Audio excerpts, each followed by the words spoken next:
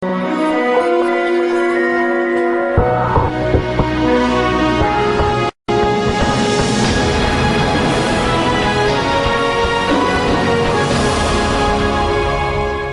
Welcome. फैसला हमेशा चाहता हूं कि राना साहब ने जो सवाल उठाया है कि एस्टेब्लिशमेंट मुहिब्बे वतन है या नहीं, इसका जवाब मैं इन्हीं से पहले लूंगा, फिर खालिद चौधरी साहब की तरफ चलते हैं। जी राना साहब, आप बताएं कि ये जो कू होता है ये मुल्क की मोहब्बत में होता है?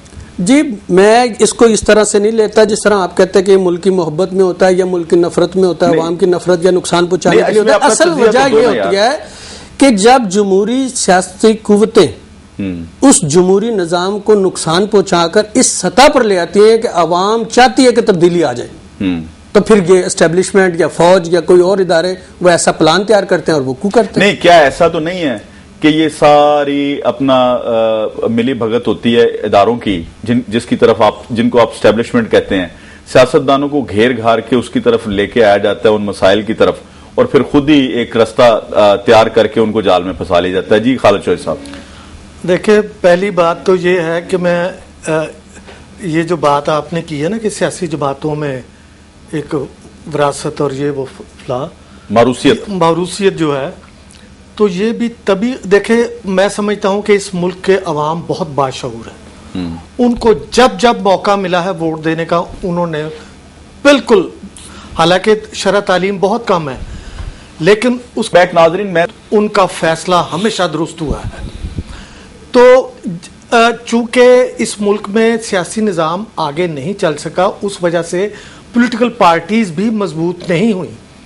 अगर इस मुल्क में 3 इलेक्शन हो जाए और पॉलिटिकल फोर्सेस इतनी मजबूत हो जाएंगी कि फिर ये नहीं होगा कि गिलानी का बेटा भी आएगा और फलां का बेटा भी आएगा, फिर पॉलिटिकल पार्टीज मजबूत होंगी, फिर अफराद मजबूत नहीं होंगे, तो बात वहीं आती है कि वो जो इलेक्शन का सिस्टम है, तसलसल जो है वो जारी रहना चाहिए। जरूरी है। दूसरी बात, करप्शन की कवाली गाई जाती है। मैं आपको यकीन दिलाता हूं कि 47 से लेके आज तक आप तमाम सियासतदानों की करप्शन एक पलड़े में रख लें और दूसरी तरफ फौज के जर्नैलों की करप्शन रखें, तो सियासतदान जमीन पे होंगे, आसमान पे होंगे, और फौजियों का उनका पलड़ा भारी है जहां। और फिर बहुत बुरे सियासतदान आए इस मुल्क में, बहुत बुरे सियासतदान आए। किसी एक सियासतदान के दौर में मुल्क को इतना नुकसान नहीं पहुंचा जो हमारे आमरों के दौर में, फौजी आमरों के दौर में पहुंचा। अयूब खां आया 71 से लेके आप आज तक देख लें। नहीं जी, मैं शुरू से बात करता हूं। अयूब खां आया, उसने दरिया बेच दिए। याजा खां आया, आधा मुल्क चला गया। ज़ियाउल हक आया, उसने क्लाशनकोफ कल्चर दिया, हीरोइन कल्चर दिया, इस मुल्क के फिरका वारियत दी, मजहबी मुनाफरत पैदा की, सियाचन दिया और आराम से कह दिया आपके मुल्क का एक हिस्सा चला गया। कहता वहां तो घास भी पैदा नहीं होती। मुशर्रफ आया, कारगिल हुआ। भाई आप कहते हो एहतसाब तो इनका होना चाहिए जो हलफ उठाते हैं आइन की पासदारी का, और ये आके आइन की पासदारी को तोड़ते हैं। और इसमें इनके साथ अदलिया भी हमेशा शामिल रही है। जस्टिस मुनीर से लेके आज तक आप देखें, इनको पहली वैलिडिटी कौन देता रहा है? अदलिया देती रही है। हमारी इसी अदलिया के बहुत से लोग बैठे हुए थे ना, जिन्होंने इस मुशर्रफ के कू को भी जायज करार दिया। तो ये जब तक ये होगा, भाई अगर मुल्क को चलने देना है तो जमहूरियत का सिस्टम चलने दे। खराबियां हैं, अब इन्होंने नहीं डिलीवर किया, अगला इलेक्शन आएगा, नए लोग आएंगे। यानी तसलसल जारी रखना चाहिए ताकि नए लोग आएं। तसलसल जारी नहीं रहेगा तो इसमें महरूमियत का एहसास पैदा होगा जो मशरकी पाकिस्तान में पैदा हुआ था। और जब महरूमियत का तो जो है उसके असरात आपकी तारीख का हिस्सा है, उस पर कोई इरशाद अरब साहब मतलब देखें कि इन्होंने अयूब से लेके मुशर्रफ दौर तक के तमाम कारनामे जो गिनवा दिए। सियासतदानों की गलतियां तो जरूर होंगी, उनका ब्लंडर बताएं, उनका कोई ब्लंडर, ये जैसे उन्होंने ब्लंडर फरमा दिया, उनका कोई ऐसा ब्लंडर कि जो इनके पलड़े को सियासतदानों के बुराई के हवाले से सियासतदानों के पलड़े को भारी कर दे, कोई है ऐसा आपकी नजर में? कोई सियासतदानों की कोई बड़ी गलती? पहली बात तो यह है, मैं और खालिद चौधरी साहब एक ही बात कर रहे हैं। जी जी। सिर्फ फर्क यह है कि वो तवक्को करते हैं फौजी हुक्मरानों से, मैं तवक्को करता हूँ सियासतदानों से। जी। वो कहते हैं कि जो फौजी हुक्मरान गलतियां करें उनका एहतसाब फौजी आके करें। मैं कहता हूं कि फौजी गलत तरीके से आते हैं, हम उनसे कोई तवक्को नहीं करते। अगर वो कोई गलती करते हैं उसका एहतसाब सियासतदानों को करना चाहिए। बिल्कुल, पहली बात तो ये है। दूसरी ब्लंडर का क्या, सियासतदान मजबूत होंगे बेचारे, नहीं उनको मजबूत तो, होते हैं उनको जिस तो काम नहीं करने दिया जाता। जिस दिन वो इलेक्शन सर सियासतदान इदारे नु कमजोर कर रहे हैं। जिस वक्त वो इलेक्ट होके आते हैं, सुप्रीम कोर्ट फैसले दे रही है, अमल ही कोई नहीं हो रहा। देखिए जिस दिन वो इलेक्ट होके आते हैं वो मजबूत होते हैं। उस वक्त वो जश्न मनाने में लग पड़ते हैं और वो लगे होते हैं अपने कामयाबी के नवाजने में, और वो शुक्रिया अदा कर रहे होते हैं उस शख्स के जो इनका हक जो है वो भीख के तौर पर। मसलन ये मैं ताज़ा छोड़ें, माजी को छोड़ दें, जनरल परवेज मुशर्रफ इस मुल्क का मुजरिम है, यकीनन अदालत उज़्मा ने उसको गासिब करार दिया है, उसके दौर को नल एंड वाइड किया है, उसको प्रोटोकॉल के साथ किसने रुखसत किया है? नई ताज़ा हुकूमत, इक़्तिदार में आने वाली हुकूमत इतनी कमज़ोर तो नहीं हो सकती कि वो इसका एहतसाब ना कर सके। क्यों ना करे? उसको सदारा से उतारा जा सकता है, उसका एहतसाब नहीं किया जा सकता। एक दूसरी अच्छा, मौका बड़े अरसे के बाद मौका मिल रहा है बंदे का एहतसाब करने का। देखिए अवाम, हुकूमत, अपोजिशन, अदलिया, मीडिया सेम पेज पे था। 2008 में मुत्तफिक थे, सब मुत्तफिक थे, मीडिया भी मुत्तफिक था जनरल के एहतसाब पर, अपोजिशन भी मुत्तफिक थी, हुकूमत तो खैर थी और अदलिया भी उसका साथ दे रही थी। तो हमने नहीं किया। जहां तक ब्लंडर का ताल्लुक है, ये तो मेरा ख्याल है हम बहस ये कर ही नहीं रहे कि जी हुक्मरानों की गलतियां, यानी सियासी हुक्मरानों की गलतियां कितना हैं और फौजी हुक्मरानों, ये तकाबुल नहीं हम कर रहे। हम तो सिर्फ इतनी बात कर रहे हैं कि इस वक्त एक सियासी मुंतखब जमहूरी हुकूमत है, उससे क्या गलतियां।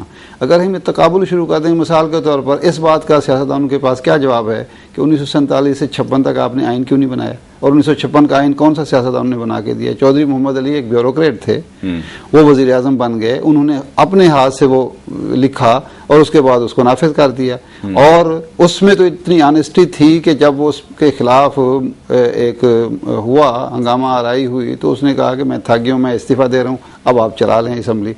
किसी सियासतदान में ये जरूरत क्यों नहीं होती कि भाई वो आप, अगर आपको नहीं चलने दिया जा रहा तो आप चिमटे ना रहें, अवाम को एतमाद में लें, अवाम को बताएं क्या साजिश हो रही है, दोबारा रुजू करें वापस। अब इस वक्त जो सूरत हाल है, आप बताइए कि क्या हुकूमत चल रही है? क्या ये वक्त नहीं आ गया कि आप अवाम के पास जाएं, दोबारा मैंडेट ले? कोई सियासी जमात मैंडेट लेके आएगी ना। अगर आप इंतखाब कराएंगे तो कोई ना कोई सियासी जमात आएगी, फौज तो नहीं आएगी। अगर आप इस जिद करते जाएंगे तो बिल आखिर क्या होगा? साजिशों को मौका मिलेगा। आप जाएं, अवाम के पास जाएं, सिर्फ ये होगा कि आपकी जगह पे कोई और सियासतदान बजाय इसके कि कोई आपको इस पे मजबूर करे आप खुद ये और एक गलत रास्ता इख्तियार कर ले, कोई गैर आईनी कोई ऐसा आप आईनी तरीके से वो करें। आप जिद करते हैं, जमहूरियत का हुस्न है, ये भी जमहूरियत के लिए एक रास्ता है। क्यों नहीं तस्लीम करते कि जी लोग तंग आ चुके हैं महंगाई की वजह से, लोड शेडिंग की वजह से, गैस शेडिंग की वजह से, बाकी चीजों की वजह से, तो आप तस्लीम ही नहीं करते। आप रोजाना अपने कारनामे बयान करते हैं, आप कहते हैं जी अवाम बहुत ज्यादा मुतमईन है, तो इससे खराबी पैदा होती है, इससे जमहूरियत कमजोर होती है। ये कोई नहीं कह रहा, ना कोई माकूल शख्स तो ये बात नहीं कर सकता कि जी फौजी हुक्मरान अच्छे होते हैं और जमहूरी हुक्मरान बुरे होते हैं, या इस मुल्क में खुदा न खास्ता आमरीत होनी चाहिए, कोई भी नहीं कहेगा सिवाय उन लोगों के जिनको फौजी अदवार में मफादात या मराहत मिलती हैं। मुआवजा इस बुनियाद पर किया जाता है कि जी हमारी जो जमहूरी हुकूमत है उसको बेहतर होना चाहिए, उसको डिलीवर करना चाहिए, और जब वो रुकावटें महसूस करे तो जिद हरदर्मी की बजाय, चिमटे रहने की बजाय, ये साबित करने की बजाय कि हमें इक़्तिदार ही सबसे ज्यादा अजीज है, ये साबित करना चाहिए कि हमें अवाम अजीज हैं, हमें जमहूरियत अजीज है, हमें सिस्टम अजीज है। अब देखिए इमरान खान पिछले साल तक धक्के खा रहा था इस मुल्क में, कोई उसको सीरियस नहीं ले रहा था। अब कौम की मायूसी का लेवल ये हुआ है कि जिस शख्स को 14 साल तक कोई सीरियस नहीं लेता था, मजबूर हो गए नौजवान उसकी तरफ दौड़ पड़े। ना उसके पास तजर्बा है, यानी कोई किसी हुक्मरानी का पास कोई प्रोग्राम है, ना बज़ाहिर ये लगता है कि कोई इन दोनों से मुख्तलिफ प्रोग्राम हो, लेकिन लोग मायूस हो गए। और इस अब बजाय इसके कि सियासतदान इसको भी एक समझें अपने लिए चैलेंज, उस पर वो जनाब इल्जाम तराशी शुरू कर दी। भाई आप इस बात को इस अंदाज में क्यों नहीं देखते कि लोगों ने पहली दफा 2 सियासतदानों से या 2 सियासी जमातों से जो है मायूस होकर तीसरी सियासी जमात का रुख किया है, फौज को पुकारना नहीं शुरू किया, एस्टेब्लिशमेंट को पुकारना नहीं शुरू किया। इरशाद आरिफ साहब से एक सवाल पूछना चाहूंगा इसी मौजू के ऊपर कि ये अगर आप कहते हैं कि जी अगर आपसे हुकूमत नहीं चल रही तो आप नए इलेक्शन करा दें, तो मैं सिर्फ ये पूछना चाहूंगा कि पार्लियामेंट में इस वक्त कौन सी जमात मौजूद नहीं है सिवाय 2 जमातों के, जमात इस्लामी और तहरीक इंसाफ के, बाकी ANP भी उधर मौजूद है, सब जमातें मौजूद है। तो जब इन इतनी बड़ी जमातों से ये मुल्क नहीं चलाया जा रहा तो फिर कौन सी जमात को लाएंगे, कहां से लाएंगे? अच्छा, इसमें ये जवाब नया मैंडेट लेके जब आएंगे, मैं इसका जवाब मौजूद है। देखिए, जमहूरियत का जो जवाब है वो जमहूरियत है, ज्यादा जमहूरियत है, यही है ना। हमने जमहूरियत चलानी है। नए मैंडेट का मतलब ये होगा कि एक तो आप एक्सपोज करेंगे उन कुव्वतों को जो आपको चलने नहीं दे रही हैं, जो साजिशें कर रही हैं। दूसरा, इस पार्लियामेंट का एक खराबी है हंग पार्लियामेंट होना। आप मोहताज हैं MQM के भी, काफ लीग के भी।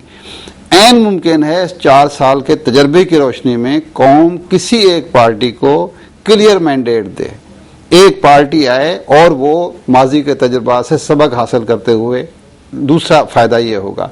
तीसरा फायदा जो इससे होगा कि वो ये साबित होगा जो मायूसी है सियासी जमातों के बारे में कि ये हर कीमत पे इक़्तिदार में रहना चाहती हैं, ये जाएगा कि इक़्तिदार हमारी अव्वलीन तरजीह नहीं है, हमारी अव्वलीन तरजीह मुल्क है, इस मुल्क के अवाम है और ये सिस्टम है।